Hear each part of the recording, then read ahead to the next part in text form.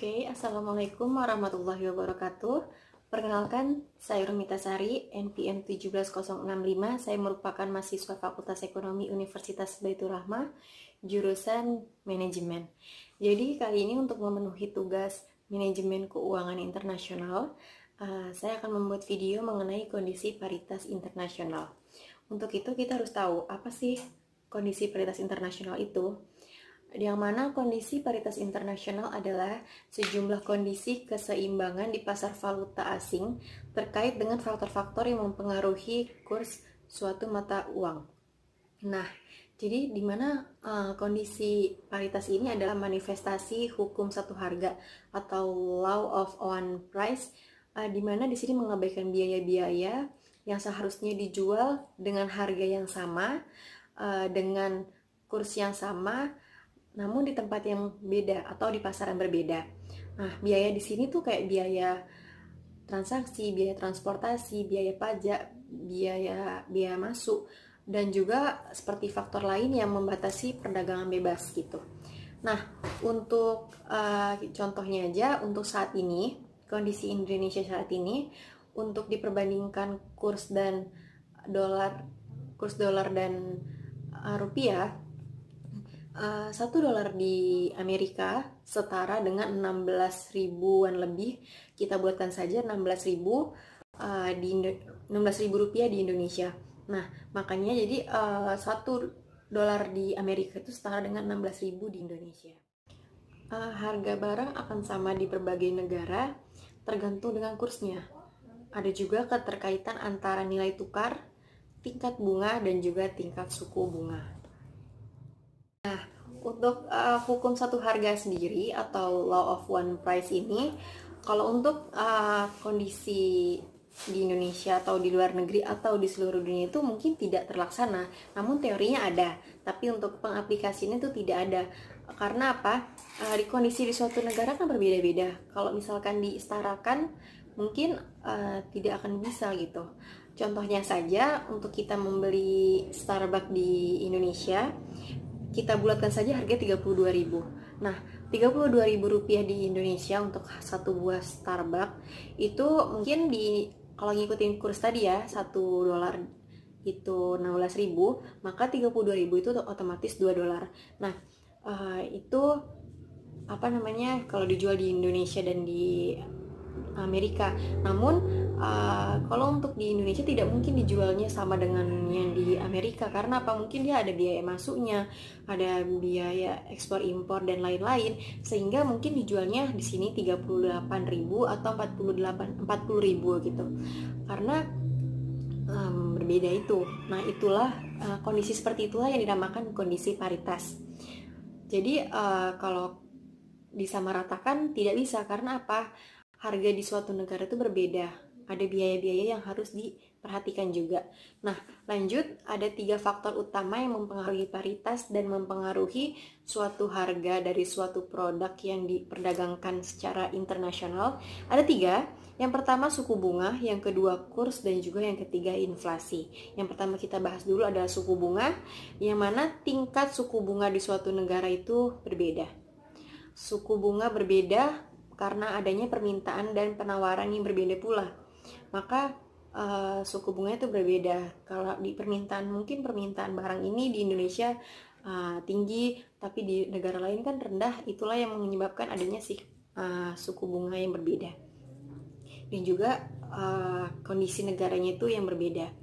Nah, yang kedua adalah kurs. Kurs ini berpengaruh dengan supply dan demand, di mana dia mempengaruhi nilai tukar. Nah, contohnya saja jika permintaan naik, maka nilai mata uang domestik itu akan naik juga, dan begitu pun sebaliknya. Jika permintaan rendah, maka nilai mata uangnya akan rendah juga gitu. Mengingatkan kita pada materi depresiasi dan apresiasi, yang mana depresiasi adalah penurunan nilai mata uang dalam negeri disebabkan mekanisme perdagangan, dan apresiasi adalah peningkatan nilai mata uang dalam negeri disebabkan mekanisme perdagangan, seperti itu. Nah, 3 faktor tadi ada suku bunga, kurs, dan yang selanjutnya ini yang kita bahas adalah inflasi. Nah, inflasi ini seperti bagaimana kondisi negara jika permintaannya tinggi, sementara nilai uang itu rendah.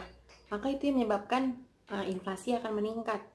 Ketika terjadi inflasi, maka menyebabkan perubahan atas harga suatu produk, terutama impor ke luar negeri. Contohnya saja kondisi saat ini, untuk dolar terhadap rupiah itu pun sedang meninggi, maka nanti akan terjadinya inflasi, akan terjadinya perubahan harga, apalagi kita banyak impor dari luar, seperti itu. Nah, selanjutnya kita akan membahas jenis-jenis paritas internasional. Yang pertama, paritas daya beli atau Purchasing Power Parity Theory atau PPP Theory. Nah, di sini PPP Theory adalah menghubungkan kurs falas dengan harga-harga komoditas yang dinyatakan uang lokal di pasar internasional. Di mana untuk melihat kondisi negara, kita lihat juga dari kurs falasnya. Dinilai dari permintaan dan penawaran mata uangnya. Dilihat juga kaitannya dengan komoditas yang diperdagangkan gitu. Untuk misalkan di negara lain tuh mau beli produk ke Indonesia, otomatis dia akan membeli dulu mata uang Indonesia, baru dia akan berbelanja di Indonesia. Sama halnya misalkan kita mau berbelanja di Jepang atau Amerika, tentu kita harus menukarkan membeli mata uang mereka, sehingga nanti baru kita bisa berbelanja di Jepang atau Amerika. Nah, hal tersebut pun maka terjadinya dua transaksi. Yang pertama, permintaan terhadap kurs, dan yang kedua permintaan terhadap komoditas. Nah, untuk PPP teori itu terbagi juga dalam dua. Yang pertama, absolut dan relatif. Absolut ini yaitu persamaan diterapkan untuk barang atau jasa yang dihitung dari sekumpulan komoditi dan jasa yang sama. Contohnya saja, misalkan satu permen di Amerika itu adalah $1, dan di satu permen di Jepang adalah 80 yen. Maka kursnya adalah 80 yen dibanding $1. Seperti itu, maka artinya nilai jual suatu produk yang sama di negara yang berbeda itu diberikan nilai, dan harga di masing-masing negara dianggap sebagai suatu tukar yang setara, seperti itu. Untuk yang PPP yang kedua adalah relatif, bagaimana nilai tukar mata uangnya berdasarkan inflasi dari kedua negara tersebut akan mempengaruhi kurs mata uangnya. Nah, contohnya saja tadi, untuk satu permen di Jepang itu adalah 100 yen, dan untuk satu permen di Amerika itu adalah $1. Nah, terjadilah inflasi 10% di Jepang dan inflasi di 5% di Amerika. Maka perubahan inflasi ini akan menyebabkan harga permen itu berubah dari yang tadi sebelumnya 80 menjadi 100 di Jepang, dan untuk Amerika tidak mengubah harganya, tetap $1 gitu. Sehingga kursnya berubah dari 80 yen per $1 menjadi 100 yen per $1, seperti itu.